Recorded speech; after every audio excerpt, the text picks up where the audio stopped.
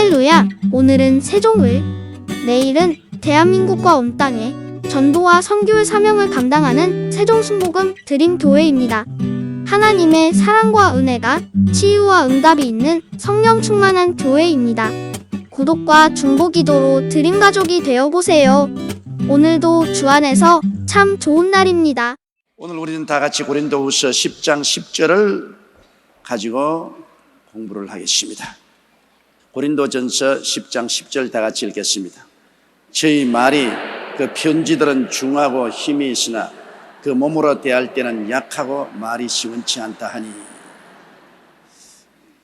이 바울 선생이 상당히 마음속에 번민을 하는 것이 있는 것 같습니다.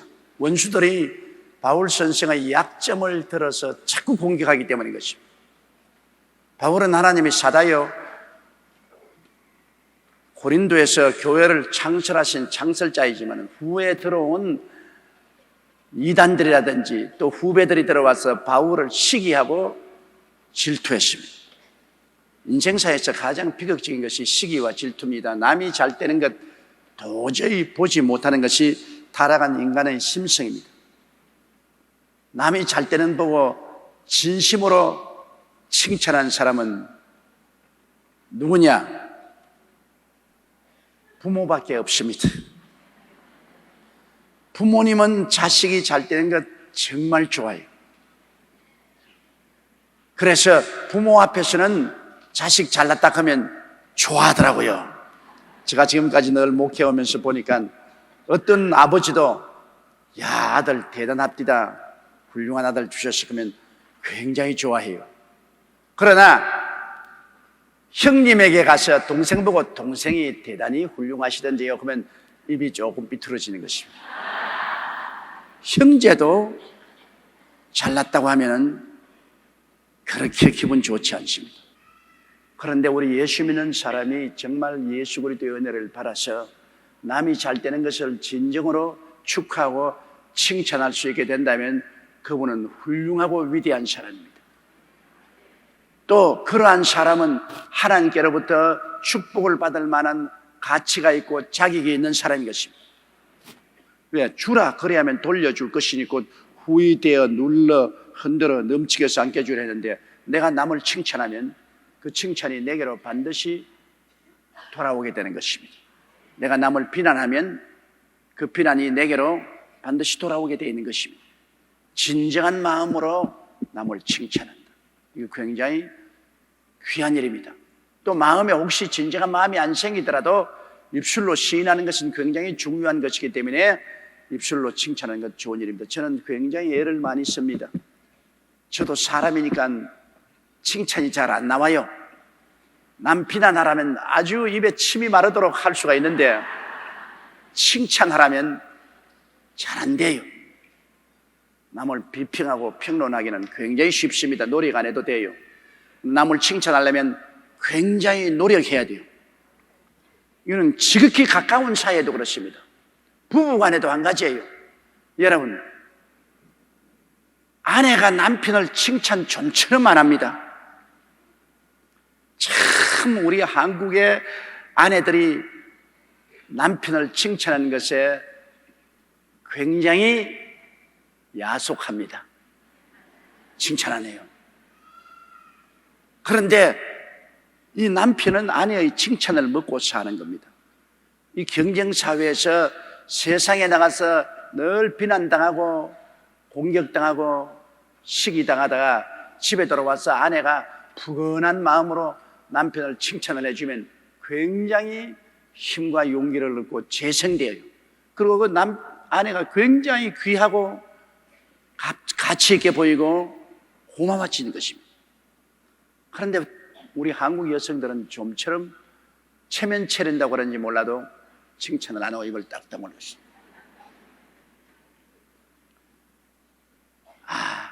이제 저는 나이가 먹을 대로 먹었으니 세상에 셈이 좀 들 대로 들었는데도 불구하고 칭찬해주면 좋더라고요. 비난하면 괘씸한 놈 그런 생각이 생기고 칭찬하면 그 사람 참 잘생긴 사람이다. 그 사람 굉장히 좋은 사람이다. 칭찬하면 사람이 좋아 보이더라고요. 근데 하물며 뭐 젊은 세대는 어떻게 했습니까? 어린아이들도 교육하는데 여러분 칭찬이 굉장히 도움이 됩니다. 어린아이들 자꾸 아유 이 녀석아 지혜비 닮아가지고서 그냥 사사건건이 골칫거리다. 그러면 애가 뭐라고 말하면 그래 아버지 닮았다. 난 아버지보다 배로 할 거다. 반발을 합니다. 그러나 칭찬을 해보십시오. 야, 너 참 훌륭하다. 너는 너 아버지보다 훨씬 낫다. 너 장래가 촉망된다. 안 그렇더라도 그렇게 하면 머리 쓱 건지면서 별로 잘하지도 못했는데요. 아니야, 잘한 거야. 용기와 힘을 얻습니다. 잘해보야지. 새로운 결심과 각오가 생깁니다. 나는 어떤 어머님의 간증을 들었어요. 왜냐하면 언제나 성적표를 가져오면 끝에서 헤아리는 것이 훨씬 빠르다는 것입니다. 항상 꼴찌요. 항상 꼴찌에서 둘째 아니면 셋째. 늘 꼴찌를 해오는데 그래도 성적표를 가져오면 한동안은 굉장히 꾸짖었는데 꾸짖으니까 자꾸 더 악화되는데 마음을 바로잡고 성적표를 가져와서 야, 너 올해 참 잘했구나. 뭘요? 와, 이거 10등을 해, 꼴찌부터 10등을 했는데 마지막 꼴찌보다 얼마나 잘했느냐. 꼴찌부터 10번째를 헤아리려니 한참 올라가야 된다. 깜짝 놀랐다. 이만큼 잘할 줄 몰랐다. 에이, 놀리지 마세요. 아니야, 진짜야. 그 애가 결심을 했어요. 우리 어머니가 날 꼴찌에서 10등 한 것도 저렇게 좋아하는데 이제 꼴찌에서부터 시작해서 한 20, 30등 해야 되겠다. 그래서 노력을 한 것이 얘가 나중엔 위에서 10등 안으로 들어가게 되었어요.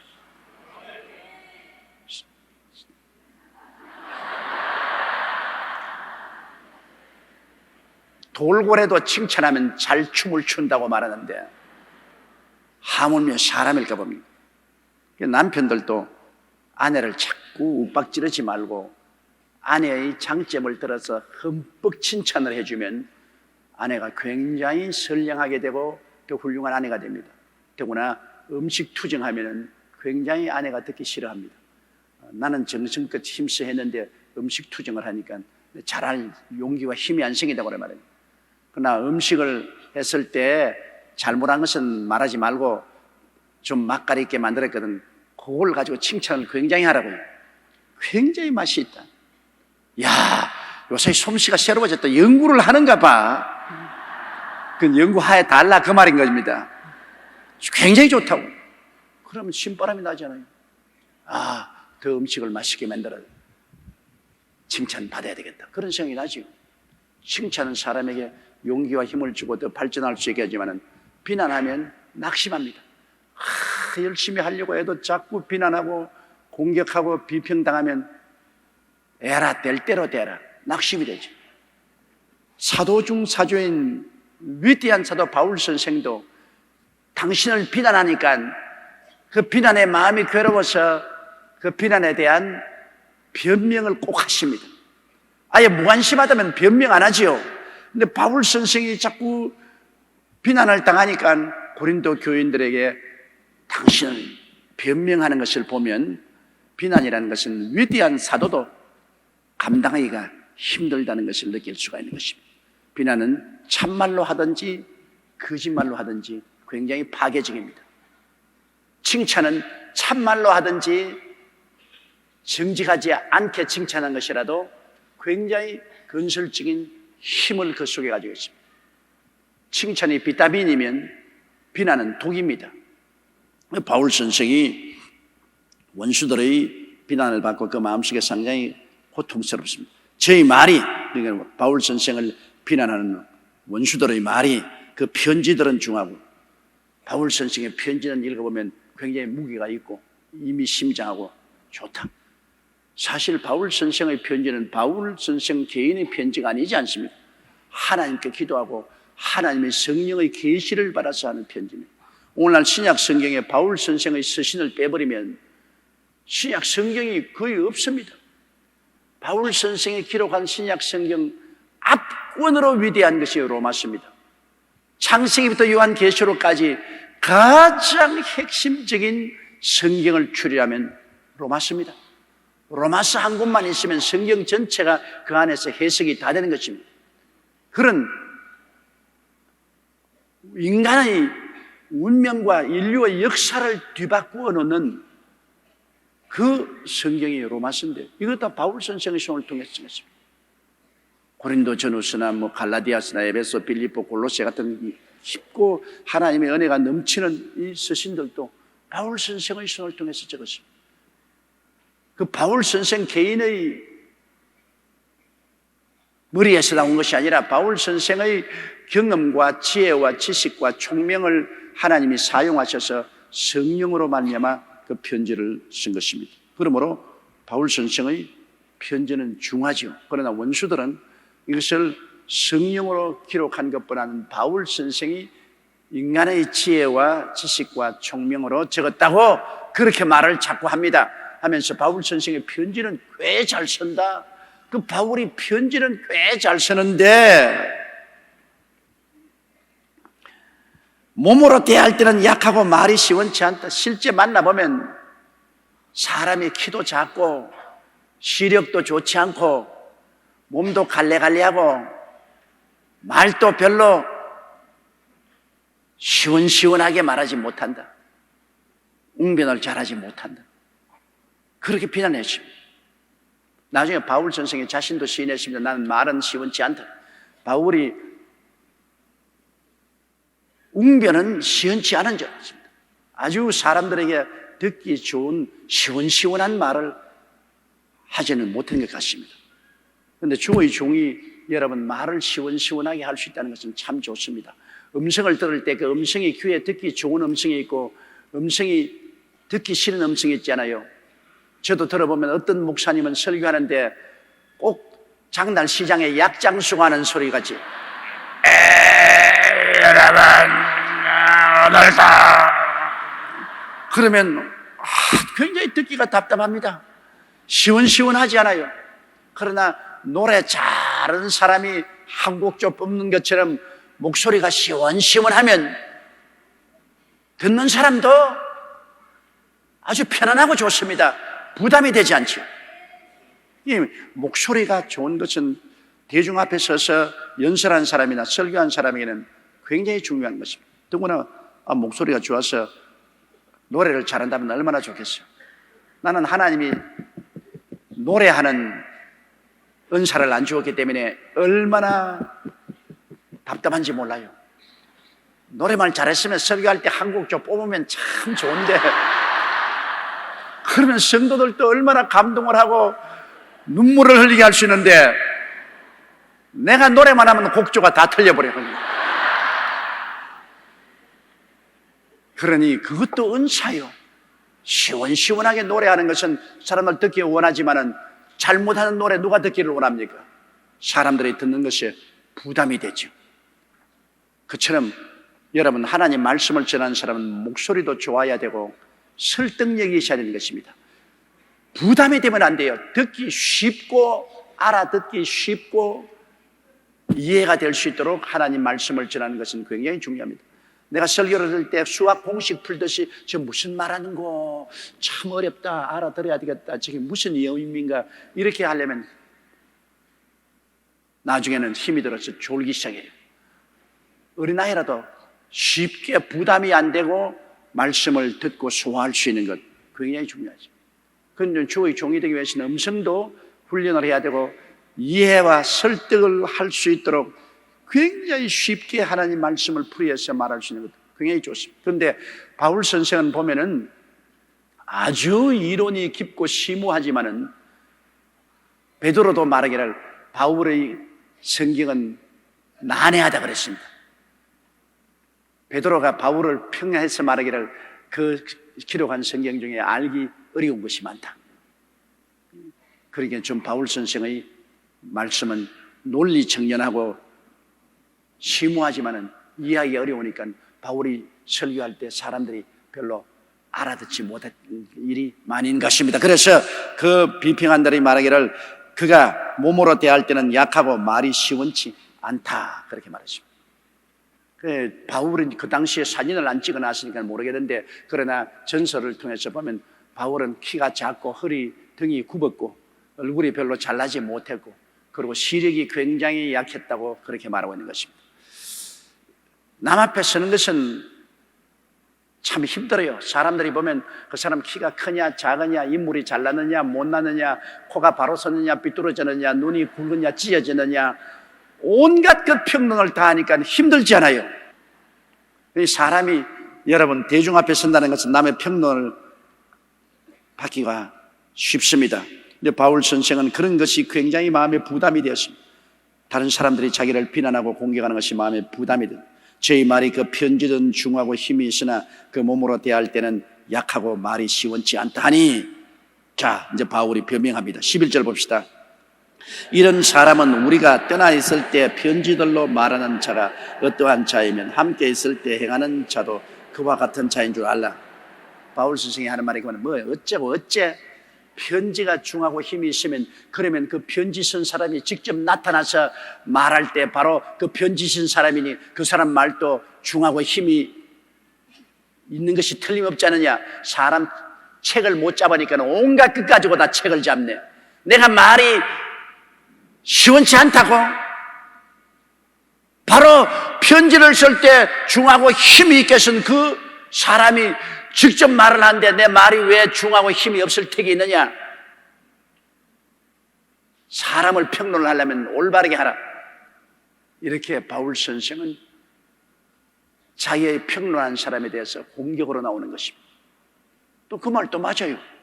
편지를 쓸 때 중하고 힘있게 쓴 그 분이 직접 나가서 말씀을 하는데 그 말이 바로 중하고 힘이 없다고 할 수가 없지요. 조금 은변은 없다고 할지라도 그럴 수가 있어요. 그러므로 바울 선생에게는 그런 것이 굉장히 마음에 부담이 되었습니다. 근데 편지는 중하고 힘이 있다고 하는데 내가 말을 하면 힘도 없고 중하지 않다고 하니 그런 모순이 어디 있냐? 바로 편지 쓴 그 사람이 바로 그 사람인데, 그렇게 말씀하는 것입니다. 12절요. 우리가 어떤 자기를 칭찬하는 자로 더불어 감히 짜가여 비교할 수 없노라. 그러나 저희가 자기로서 자기를 헤아리고 자기로서 자기를 비교하니 지혜가 없도다. 그래, 나는 말을 하는데 시원치 않다고 하면서, 그래 자기들은 말이 시원하고 사람들에게 호감을 주도록 말씀을 전가한다고 스스로 칭찬하니 참 가소롭게 짝이 없다. 다른 사람이 칭찬을 해줘야지 자기가 자기를 칭찬하고 자기가 자기를 평가하니 가소롭지 않느냐. 바울 선생은 그렇게 말합니다. 바울을 비평하는 사람이, 바울은 그 말이 시원치 않다. 키도 작고 약하고 말이 시원치 않다. 그러나 우리는 바울에 비교하시는, 우리는 말도 시원히 잘하고, 우리는 키도 크고 후부대도 좋고, 우리야 잘하지 않느냐. 이렇게 말하니 바울이 아주 화가 났습니다. 뭐 어쩌고 어째? 그럼 남은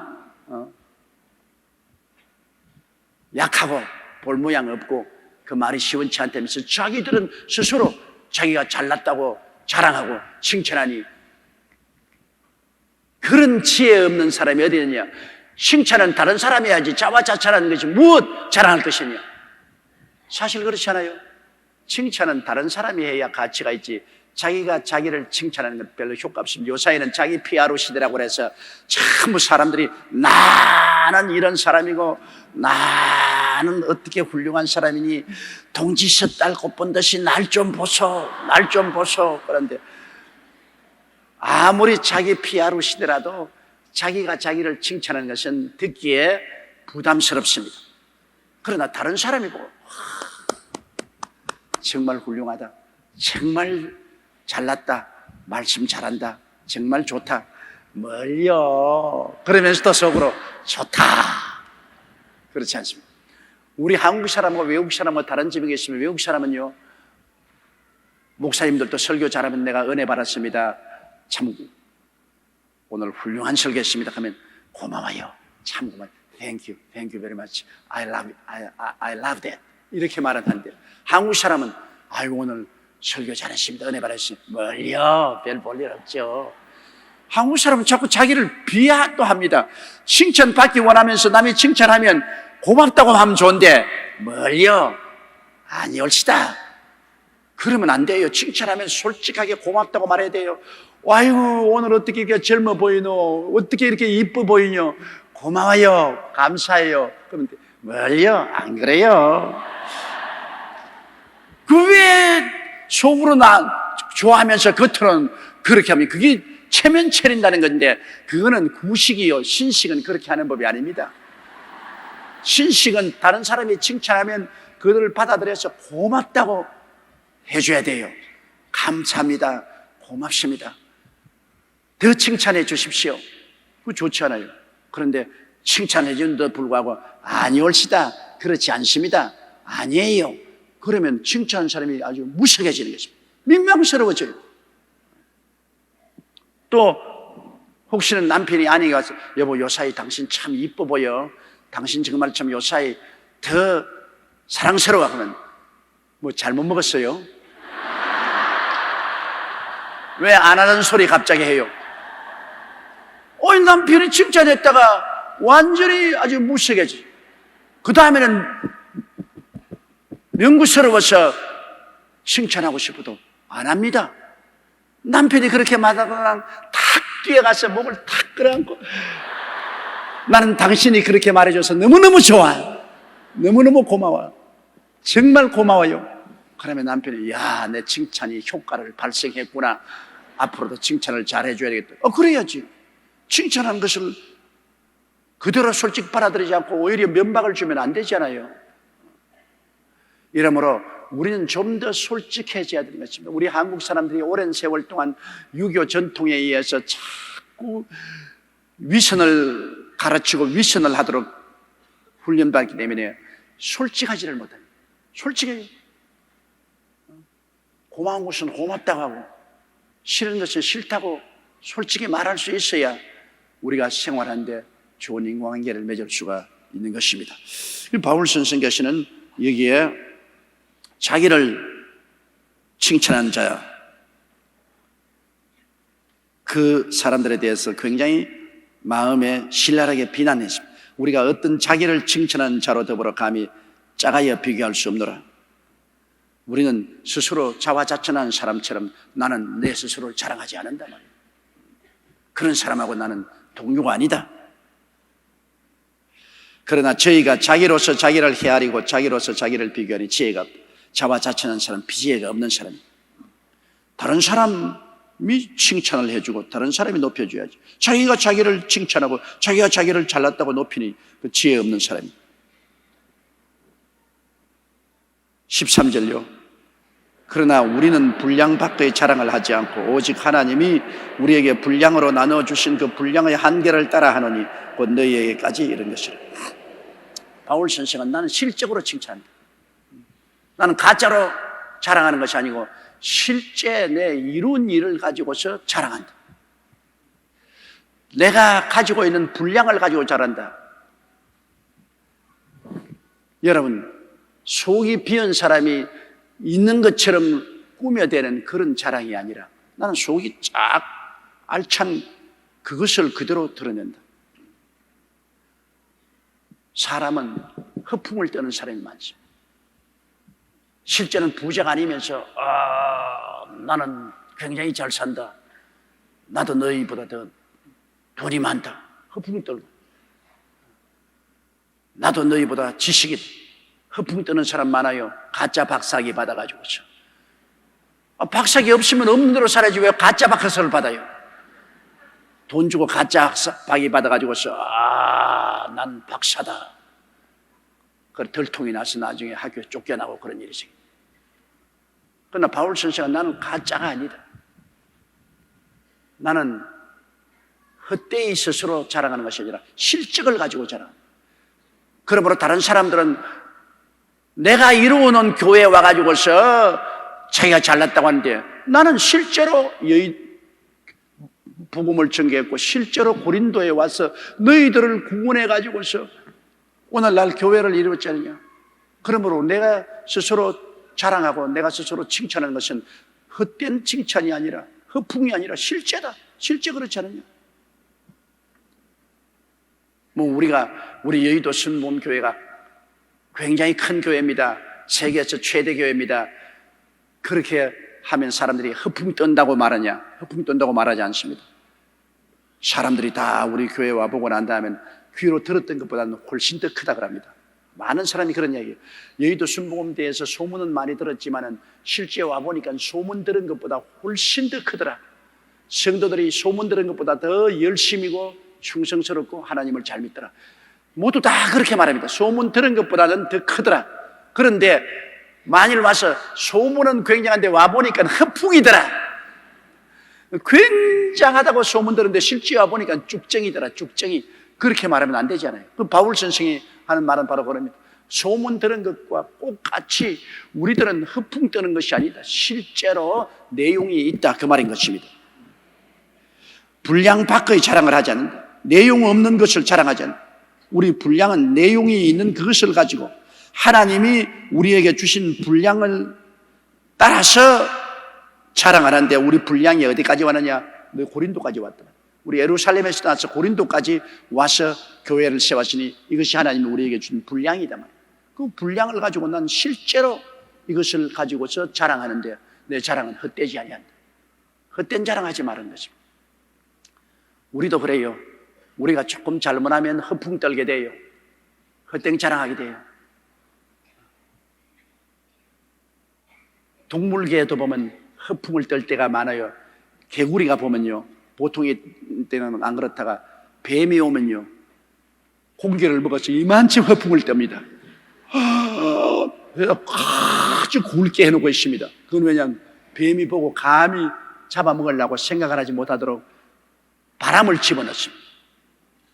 그래서 뱀이 나가면 또 바람이 빠져서 폭 하고 조그마해진 허풍 떨죠. 수탉들, 암탉 앞에서 이런 허풍 떠는 걸 암탉에게 잘 보이려고 허풍 떠는 거예요. 그런데 동물 세계하고 인간 세계는 상당히 달라요. 동물은 언제나 수컷이 자기를 아름답게 치장하는데, 그래서 색깔도 곱고 화려하고 아름다운 것은 전부 수컷이고, 암컷은 아무런 색깔이 없어요. 평범해요. 그런데 인간은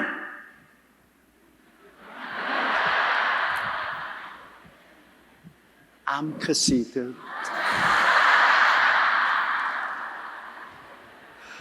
아름답게 치장하고 수컷은 별 볼 일 없어요. 동물 세계하고 인간 세계는 너무나 다르다. 그런 것을 제가 늘 느낍니다.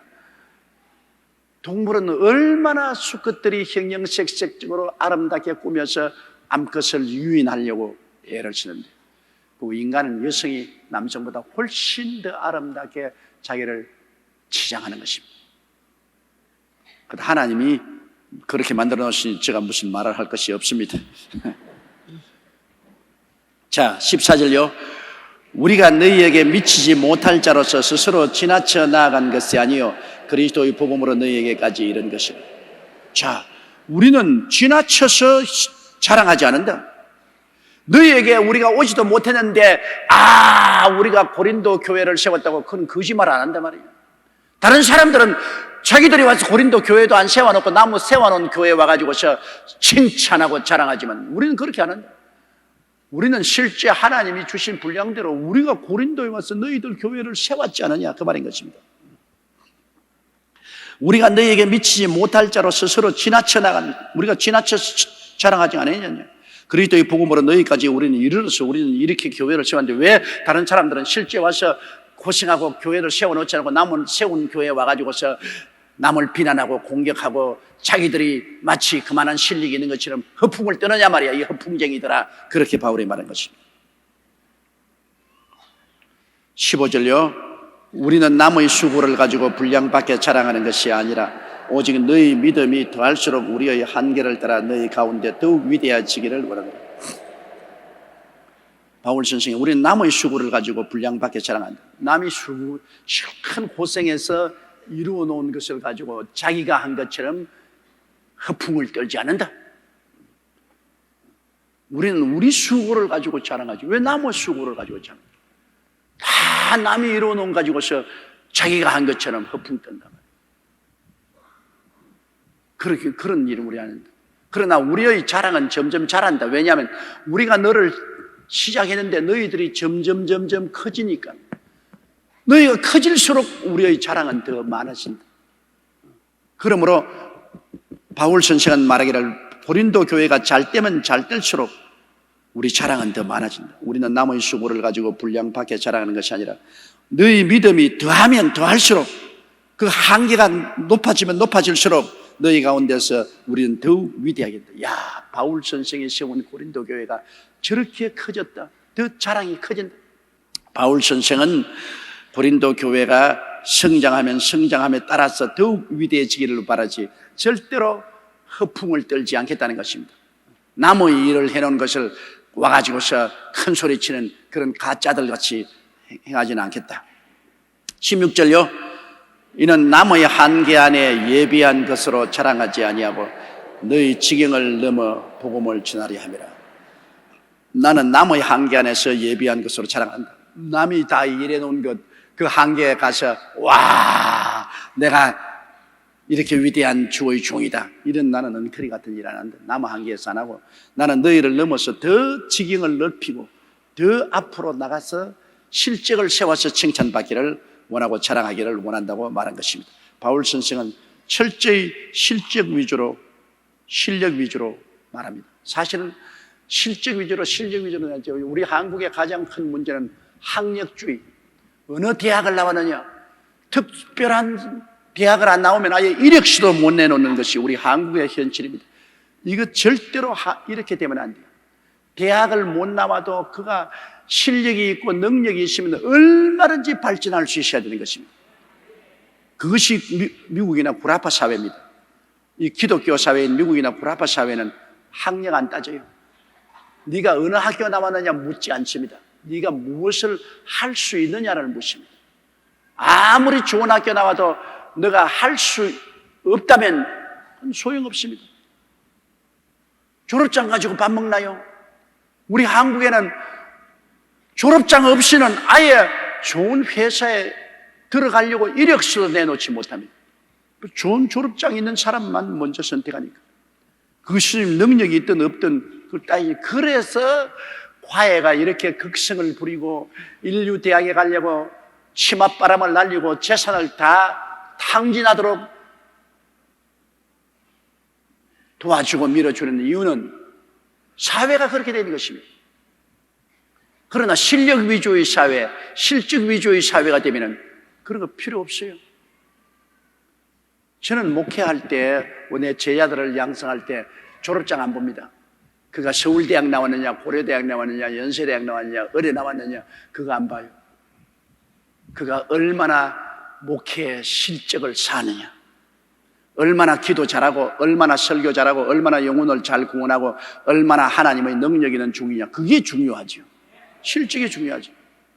바울 선생도 바로 그 말을 말한 것입니다. 17절요. 자랑하는 자는 주 안에서 자랑할지니라. 그렇잖아요. 자랑할 게 뭐 있어요? 여러분, 우리 다 뭡니까? 진흙으로 이겨서 생기를 불어넣어서 만들어 놓은 흙더미인데 우리가 자랑할 게 뭐 있어요? 우리가 살고 있는 것도 주님이 생기를 주어서 살고 있고 지금까지 먹고 있고 마신 것도 주의 능력으로 한 것 아닙니까? 우리 스스로가 자랑할 것이 무엇입니까? 내가 지금 산 것은 주님의 크신 은혜요.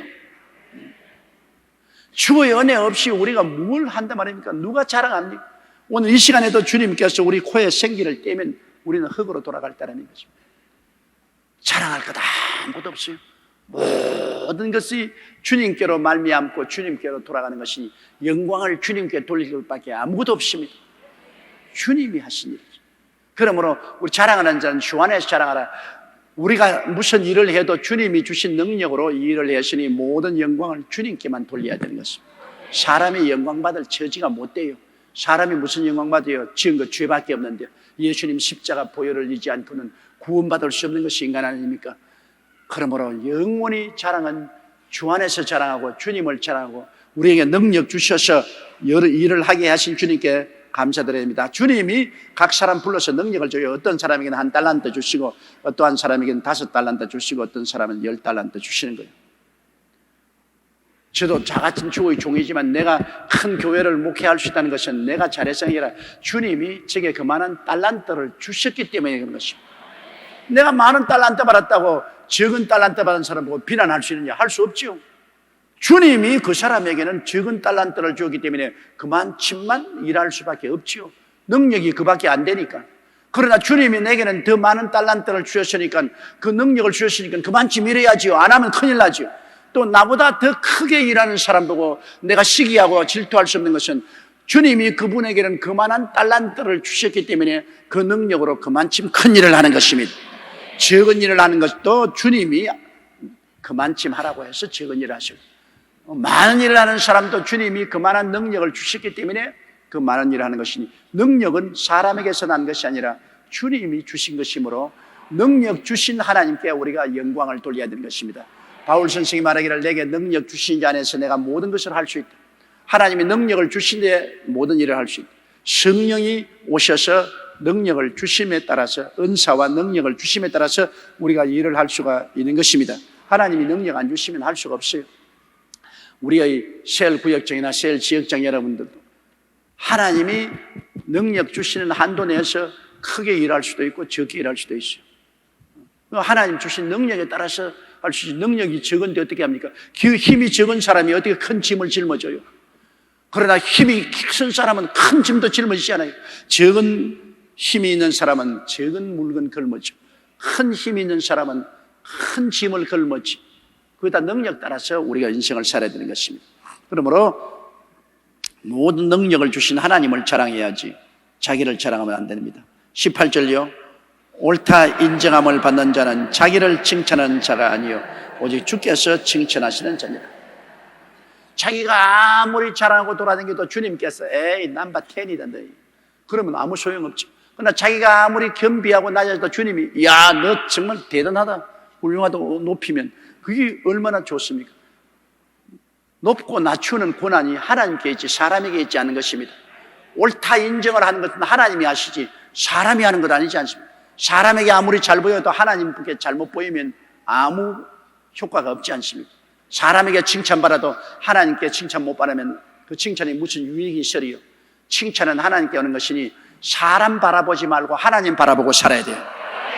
하나님께 칭찬받도록 하나님께 충성을 해야지, 사람에게 칭찬받으려고 애를 쓰다가는 하나님께 버림을 받고야 마는 것입니다.